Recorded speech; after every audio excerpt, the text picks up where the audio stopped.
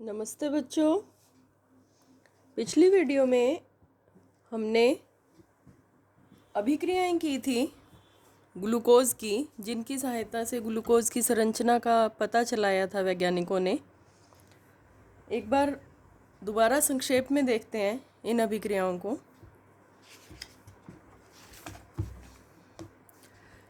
पहली अभिक्रिया जो की गई थी वो थी हाइड्रोजन आयोडाइड और फास्फोरस के साथ, जिससे नॉर्मल हेक्सेन प्राप्त हुई। निष्कर्ष निकला कि सारे के सारे 6 कार्बन एक श्रृंखला में उपस्थित हैं। ये पहला निष्कर्ष था। उसके बाद जो दूसरा निष्कर्ष निकला, क्रियाओं के आधार पर 3 क्रियाएं की गई। पहली 2 अभिक्रियाएं यह बताती थी, एक तो हाइड्रोक्सिल अमीन के साथ अभिक्रिया पर ऑक्सिम का बनना, हाइड्रोजन साइनाइड अभिक्रिया के साथ साइनोहाइड्रिन का बनना। यह सिद्ध करता था कि अल्कोहल में कार्बोनिल ग्रुप है। वो एल्डिहाइड भी हो सकता है और कीटोन भी हो सकता है, लेकिन ब्रोमीन जल के साथ अभिक्रिया करने पर ग्लूकोनिक अम्ल का बनना वो यह सिद्ध करता था कि एल्डिहाइड समूह है। तो 2 बातें सिद्ध हो गई, 6 के 6 कार्बन एक लाइन में हैं, श्रृंखला में हैं, और दूसरा एल्डिहाइड ग्रुप है। अगली अभिक्रिया हुई सांद्र नाइट्रिक अम्ल के साथ।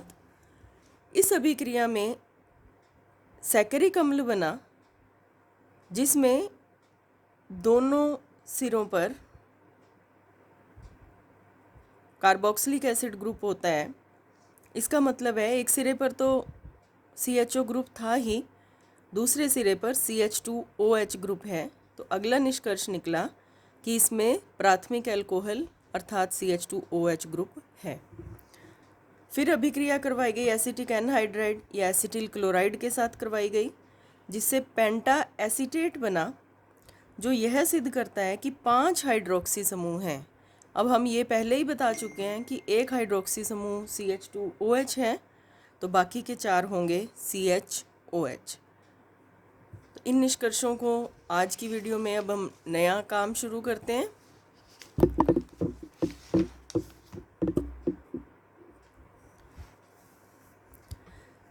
सभी निष्कर्षों से संक्षेप में हम इस नतीजे पर पहुंचते हैं। नंबर 1, ग्लूकोज में 6 कार्बन सीधी श्रृंखला में। नंबर 2, C1 कार्बन पर एल्डिहाइड ग्रुप है। नंबर 3, C2 से C5 पर CHOH मतलब द्वितीयक अल्कोहल है। सभी OH अलग अलग पर हैं। ये कैसे पता चला कि अगर एक ही कार्बन पर 2 OH होते तो वह यौगिक स्थायी नहीं होता, और छठे कार्बन पर CH2OH या प्राथमिक अल्कोहल है। इन सब निष्कर्षों के आधार पर हम ग्लूकोज की एक प्रारंभिक संरचना बनाते हैं। देखिए, 6 कार्बन सीधी श्रृंखला में है। 1 2 3 4 5 6, बिल्कुल सीधी चेन बन गई। C1 पर एल्डिहाइड है, इनको नंबर दे लेते हैं 1 2 3 4 5 6। C1 पर एल्डिहाइड है CHO। C2 से C5 पर CHOH ग्रुप है, 2 से 5 CHOH HOH CHOH। C2 से C5 तक CHOH है, और C6 पर CH2OH। CH2OH होता है प्राथमिक अल्कोहल और CHOH होता है द्वितीयक अल्कोहल। ये हुई ग्लूकोज की प्रारंभिक संरचना, जो इन निष्कर्षों के आधार पर निकाली गई। बाद में वैज्ञानिकों द्वारा जब चेक किया गया तो उसमें यह पाया गया कि जो ये है 3 नंबर कार्बन, इसमें OH समूह विपरीत दिशा में होता है। बाकी सभी में तो एक ही दिशा में होते हैं, लेकिन 3 नंबर कार्बन पर OH विपरीत दिशा में होता है। तो यहाँ पर COH ये प्रयोगों के आधार पर बाद में चेक किया गया। या पाया गया। तो बाकी सब संरचना वैसी है, लेकिन जो C3 कार्बन है वो इस प्रकार से होगा। आगे हमें पढ़नी है ग्लूकोज की फिशर संरचना। फिशर, एमिल फिशर एक वैज्ञानिक हुए जिन्होंने इस प्रकार के कार्बनिक यौगिकों की, जो जैव अणुओं के रूप में मुख्यतः पाए जाते हैं, बड़े कार्बनिक अणु होते हैं, इनकी संरचना देने का एक तरीका दिया। अगले पाठों में आप इस तरीके को और डिटेल में पढ़ेंगे। फिशर प्रोजेक्शन बोला जाता है इसे। त्रिविम रसायन के अध्ययन से यह संरचना दी गई थी और यह भी बताया गया कि ग्लूकोज का सही नाम है D+ ग्लूकोज। इसकी डिटेल में आपको अभी समझाऊंगी। तो देखते हैं फिशर संरचना किस प्रकार से बनाई जाती है और उसकी मुख्य बातें क्या हैं। फिशर संरचना बनाते समय आपको इसकी प्रारंभिक संरचना दिमाग में रखनी होगी। फिशर संरचना बनाने का पहला नियम यह है कि जितने भी कार्बन हैं, जिनको हमने पहले ऐसे लिखा था सीधी श्रृंखला को, अब उनको इस प्रकार से लिख लेंगे। 6 कार्बन सीधी श्रृंखला में होते हैं, तो हम यहाँ पर 6 कार्बन सीधी श्रृंखला में बनाएंगे, लेकिन वर्टिकली। 1 2 3 4 5 6, उनके बीच में बॉन्ड बना देंगे, इनको नंबर दे देंगे। 1 2 3 4 5 6। अगला जो हमने नियम पढ़ना है फिशर संरचना का, फिशर प्रोजेक्शन का, वो ये है कि जो बॉन्ड्स दोनों तरफ ऊपर नीचे हमने HOH लगाए थे, अब उनको बाएं दाएं तरफ लगा दिया जाता है। तो यहाँ पर देखिए सिर्फ 3 नंबर कार्बन अलग रहेगा, बाकी सभी में OH समूह दाईं तरफ आ जाएगा।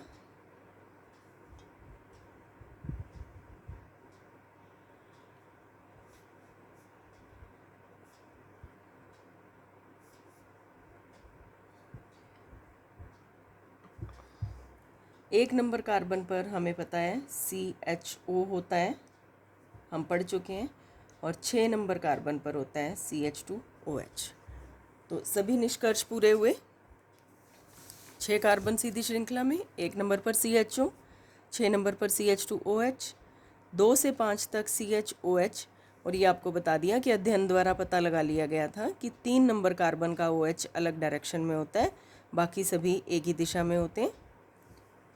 अब यहाँ पर एक बात तो आपको ये याद रखनी थी, 3 नंबर कार्बन पर OH अलग डायरेक्शन में होता है।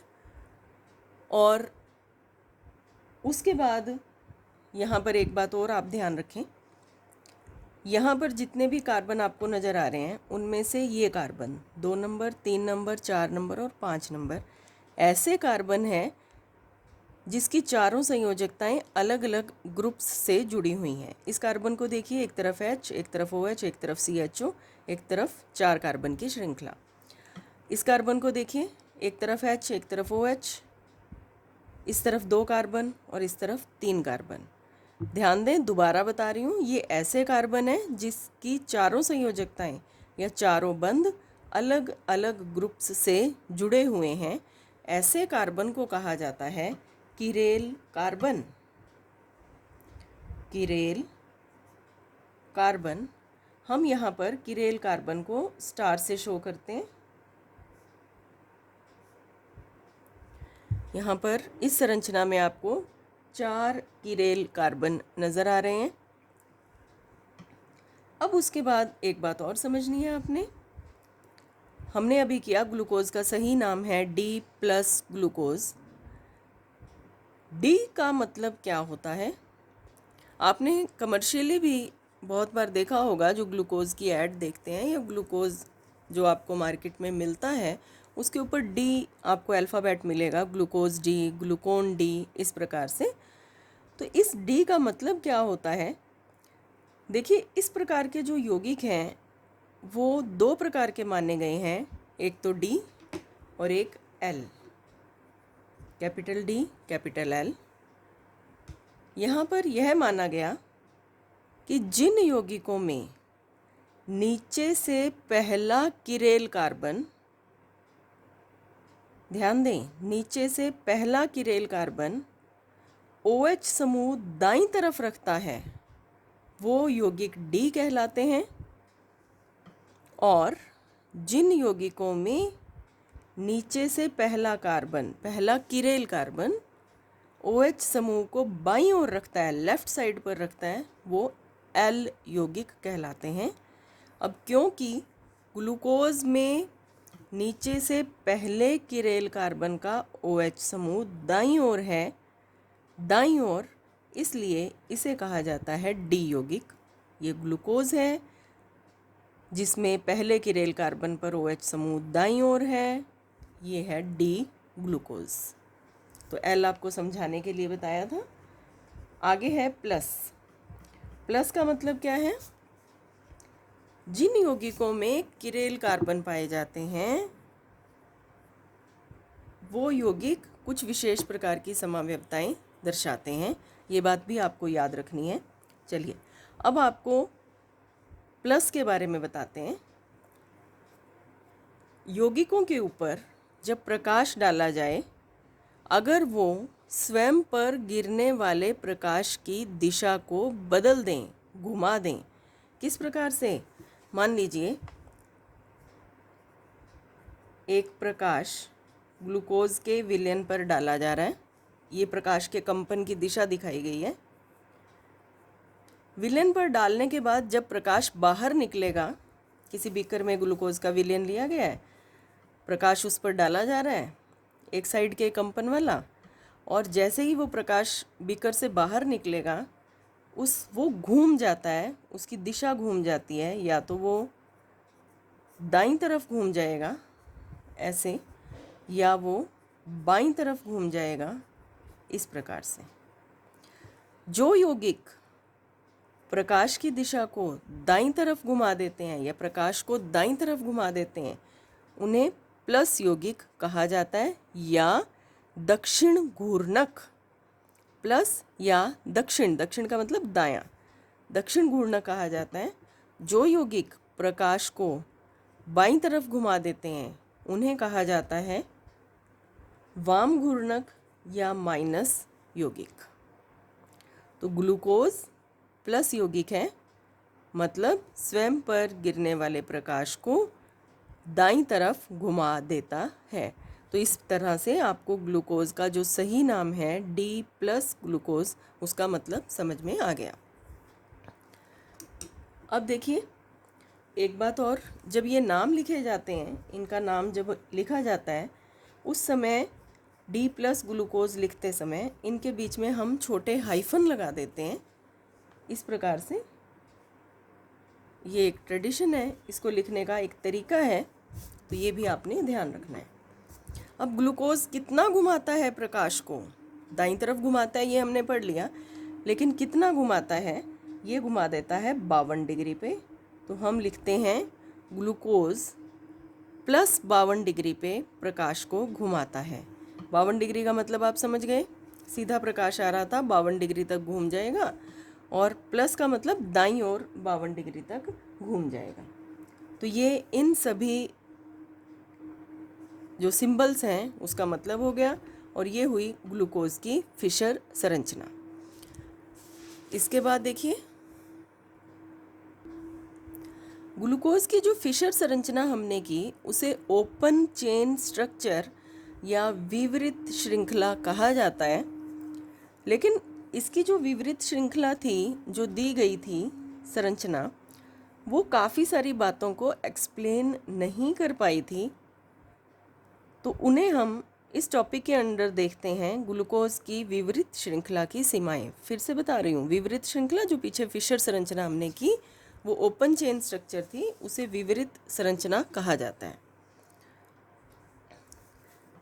किन किन बातों की व्याख्या नहीं कर पाई? पहली बात देखिए, CHO ग्रुप होने के बाद भी ग्लूकोज 2,4-DNP डाइनाइट्रोफेनोल्फथलीन टेस्ट नहीं देता, शिफ परीक्षण टेस्ट नहीं देता, और ना ही NaHSO3 के साथ योगज उत्पाद बनाता है। ये जो तीनों टेस्ट हैं 2,4-DNP टेस्ट, शिफ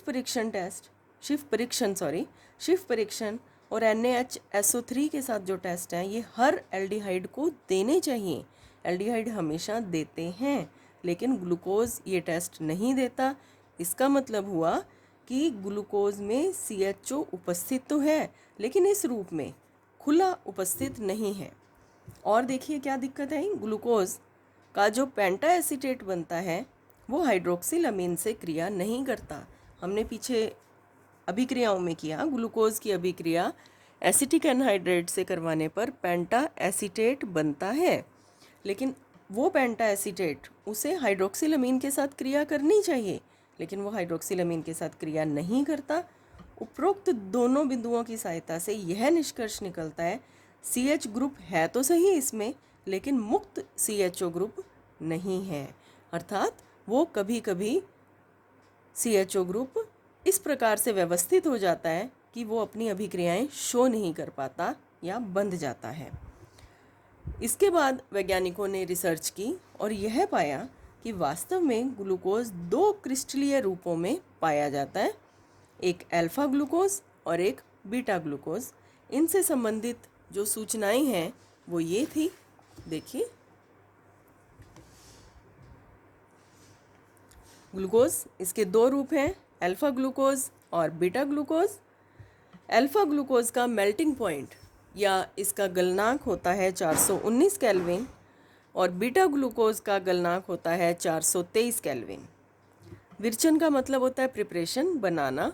किस प्रकार से इसको बनाया जाता है, तो अल्फा ग्लूकोज 303 केल्विन या 30 डिग्री सेल्सियस पर बनता है। कैसे बनता है, ग्लूकोज का सांद्र विलयन ले लिया जाता है और फिर उसका क्रिस्टलीकरण किया जाता है। ग्लूकोज के सांद्र विलयन का 30 डिग्री सेल्सियस पर यदि क्रिस्टलीकरण करते हैं तो मिलता है अल्फा ग्लूकोज, और यदि ग्लूकोज के सांद्र और गर्म विलयन का, क्योंकि अब हम क्रिया करवा रहे हैं 98 डिग्री सेल्सियस पर, सांद्र और गर्म विलयन का क्रिस्टलीकरण करते हैं तब बनता है बीटा ग्लूकोज। तो इन दोनों में यह थोड़ा सा अंतर रहता है कि इनको कैसे बनाया जाता है और इनका मेल्टिंग पॉइंट क्या है। कभी कभी आपसे अल्फा बीटा ग्लूकोज के अंतर को पूछ लिया जाता है। अतः ग्लूकोज के 2 रूप हैं जो विवरित श्रृंखला नहीं समझा सकते। इन 2 रूपों को समझाने के उद्देश्य से टॉलन वैज्ञानिक हुए। टॉलन ने चक्रीय संरचना दी।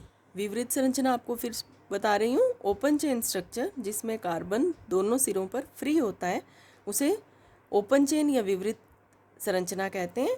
तो जो बातें विवरित संरचना बताने में फेल रही थी उन बातों को समझाने के लिए टॉलन ने चक्रीय संरचना दी। यह हेमी एसिटल संरचना होती है। वास्तव में आपको समझाएंगे हेमी एसिटल किसे कहते हैं। तो अल्फा और बीटा जो स्ट्रक्चर थी ये वास्तव में ग्लूकोज की ये चक्रीय संरचनाएं थी। और ये संरचनाएं कैसे बनती हैं, किस प्रकार से इनको लिखना है, वो सब हम नेक्स्ट वीडियो में करेंगे। तो आपने आज जो किया उसमें मुख्य रूप से आपको ग्लूकोज के अभिक्रियाओं के निष्कर्ष ध्यान में रख करके उसकी प्रारंभिक संरचना बनानी है, C3 का अंतर समझना है बाकियों से, और फिर आपने ग्लूकोज की फिशर संरचना बनानी है। और फिशर संरचना में D का मतलब, प्लस का मतलब, इनको आपने अच्छे से समझना है।